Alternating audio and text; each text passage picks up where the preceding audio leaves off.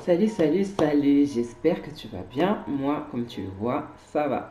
Je te partage Marc 7, verset 32 pour qu'on revoie notre manière de demander les choses à Dieu. Jésus, il a été dans la ville de Tyr et on lui a amené un homme qui avait un problème d'élocution et de surdité. Donc il était sourd et il était muet. Du moins, on dit ici qu'il avait des difficultés à parler. Et on lui a amené cet homme et on lui a dit, impose-lui les mains.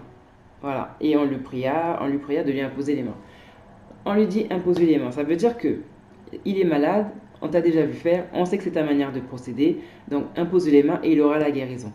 Tout ça pour dire que c'est pas la bonne manière de procéder. Quand on soumet un sujet de prière à Dieu, on ne lui dit jamais, jamais, jamais comment procéder. On ne lui dit pas, voilà, j'ai tel problème, j'aimerais que tu le règles de telle manière. Je ne vois personne, alors, et moi la première, je ne me vois jamais aller chez le médecin et lui demander euh, de me donner un traitement avec tel médicament et sur telle durée. Je n'ai jamais vu ça, je n'ai jamais fait ça et de toutes les manières, ça ne se fait pas. Parce que si on va voir le médecin, c'est parce qu'on sait que le médecin a des connaissances et des compétences que nous n'avons pas et on va lui faire confiance pour qu'il puisse nous donner justement le traitement adapté par rapport à notre problème. Et c'est exactement la même chose avec Dieu.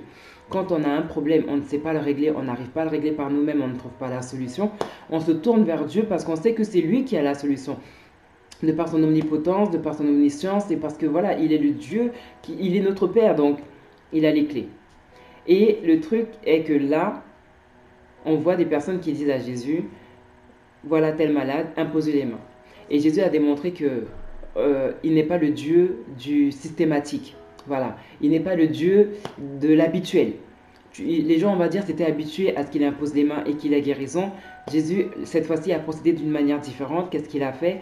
Il a mis ses doigts dans les oreilles de la personne et avec sa propre salive, il a touché la langue du malade.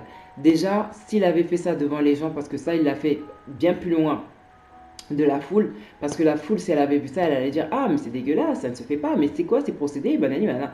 Et ça allait peut-être même décourager le malade. Mais Jésus a pris le malade, il l'a emmené au loin et il a procédé de cette manière et il y a eu la guérison. Juste pour dire que quand on fait une prière, quand on fait une demande, quand on soumet un sujet, on le dépose tel quel et on lâche prise. On n'est pas là à donner des directives, on n'est pas là à s'attendre à ce qu'il y ait un procédé qui ressemble à celui de ce qui aurait été fait précédemment.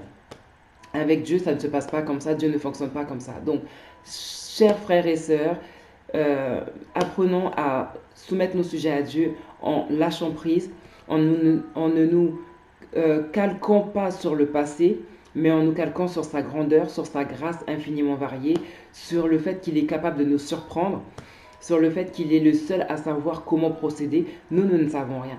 Nous ne savons absolument rien. Donc, remettons nos soucis, nos inquiétudes, nos sujets de prière à Dieu et admirons-le. Admirons-le dans la surprise qu'il nous réserve quand il va répondre à la prière. Restons vraiment ouverts. Ne le mettons pas dans une boîte, ne le mettons pas dans une bouteille, ne le limitons pas. Ne soyons pas habitués à une certaine manière de faire. Mais au contraire, attendons-nous à l'exceptionnel parce qu'il est le Dieu qui nous donne infiniment au-delà de ce qu'on peut demander, espérer, attendre. Donc ne nous disons pas qu'il a fait hier, il fera de la même manière demain. Non, il ne change pas, mais sa manière de procéder change dans notre vie et change notre vie.